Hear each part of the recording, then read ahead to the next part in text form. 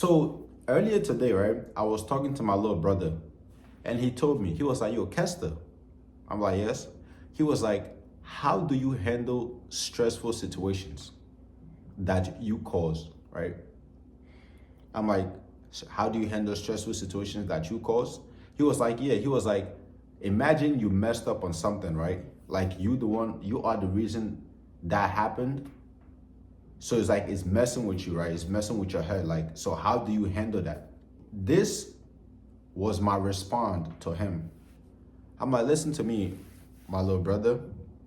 I gave him two explanations, right? I'm going to tell you the first ones. So the first one was, okay, how do you handle stressful situation? So in life, what I have learned over the years of me being, over the course of me living, especially as of recently, in life, the things that you do not have control over are the things that you must let go. And you have to only focus on the things that you have control over. Now, what do I mean by that? For example, right? Let me give a basic example. We, as well, me personally, and probably you as well, right?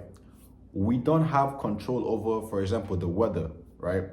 Let's say tomorrow you want it to be sunny, however, it turns out to be rainy, right? It starts raining and stuff like that. That is something you don't have control over. So in a situation like that, what do?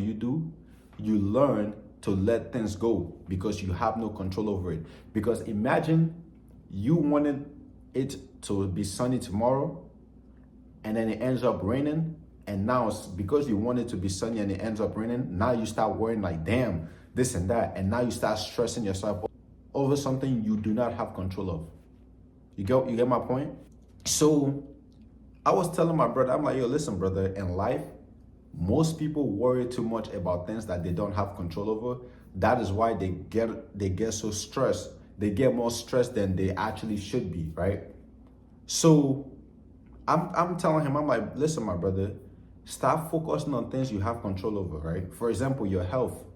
You have control over your health, not the government, not the economic, not anything. You, my brother, you have control over your health, right? So most people that, that is always like sick or like they look themselves in the mirror and they don't like what they see. Like, for example, let's say like they, obese or whatever, or like skinny fat or whatever the case may be. Listen, at the end of the day, you have control over that. It's never too late. Now, don't get me wrong. There are people who are probably born sick, are in a very unfortunate situation. People who are like, basically born in an unfortunate situation. Those people I'm not talking about, and my prayers goes out to them. But like for somebody like you who is capable, right? You're not disabled or anything like that, right? You're able to walk, you're able to do whatever the things you do. You have control over yourself. However, you let yourself get to the point where you became so obese where you don't like yourself physically anymore because of the things you put in your mouth, right? Because of the things you put in your mouth. You chose to eat the things that make you look the way you look. You chose to, for example, not work out. You chose to do things like that. So therefore, that is a result of the input that you put in yourself. That is the output, right? However, it doesn't stop there. Now, if that is something that is stressing you or is pissing you off, whatever, you can take control of that. What can you do? Now you can start doing more research on, how do I eat better? What are healthy foods that I can eat that is beneficial to my body? That way, when I eat it, right, it's going to give me the nutrient that I need. That way, I don't look this way and I'm not upset, right? How can I start getting into the gym and working out and doing this and that, So these are the things you have control over. Once you start focusing on things you have control over rather than things you don't have control over, this is when you become less stressed about life. You get what I'm saying? Another example, right? Your finance, right? Mind you, I'm not the biggest financial guru at all. I'm not even a financial guru. I need help myself. And I'm going to speak to you from a personal perspective. When it comes to your finance, you're supposed to have control over that. Because if you don't, it's basically over for you, right? And this is something that I had to learn the hard way. Growing up, like I wasn't financially literate. Like I wasn't financially like, disciplined or anything. And I'm still learning, very much still learning. However, your finance is something you're supposed to have control over. You're supposed to know where your money go, right? Where to put your money and all type of stuff like that, right? These are the things you have control over. You get what I'm saying? Another thing too, right? People. Like when it comes to people, you don't have control over people. You don't have control over how people is going to react. You get what I'm saying? So therefore, when you worry so much about what this person is doing or how this person is reacting, this is when you become stressed, right? Because you put a certain perception on somebody, right? You put a certain perception on somebody, and then in return, that's not what you get. However, because of that, you end up being upset at yourself or upset at the person, right? That's not how life should go. In life, like I said, most people worry so much about things that they don't have control over. That is why their life is more stressful than it actually supposed to be. You get what I'm saying? Now, another example that I gave him, because this was something else he told me, he was like, what if you were the one that caused the things, to make you become stressful or something like that, right? How do you manage that? How do you deal with that? Like, do you just like, suppress your emotions or stuff like that? I'm like, no, my brother, you don't suppress, you shouldn't suppress your emotions like it's not there. At the end of the day, emotions stand for energy in motion, right? We are supposed to be true to our emotion. We're supposed to learn to use our emotion for us, not against us, right? Don't use it against you.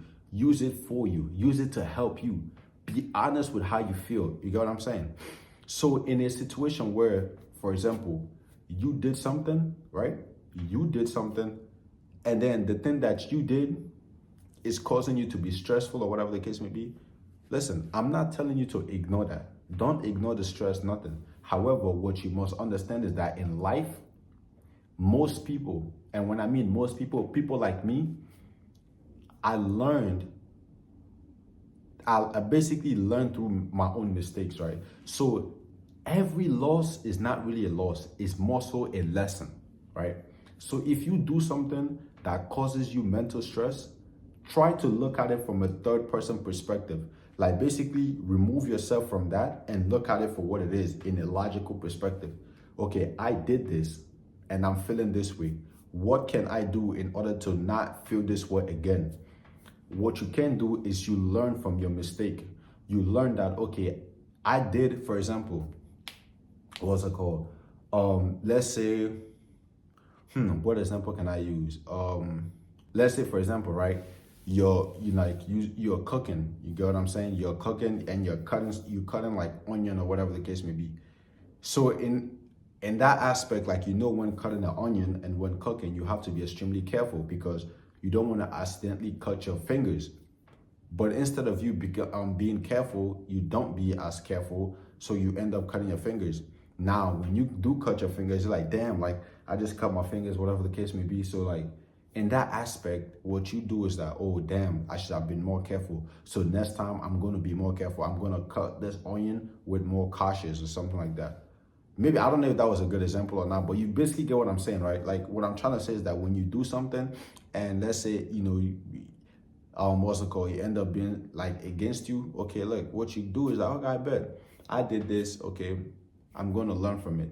Next time, I'm going to go about this a different way. You get what I'm saying? So that's how basically life is, right?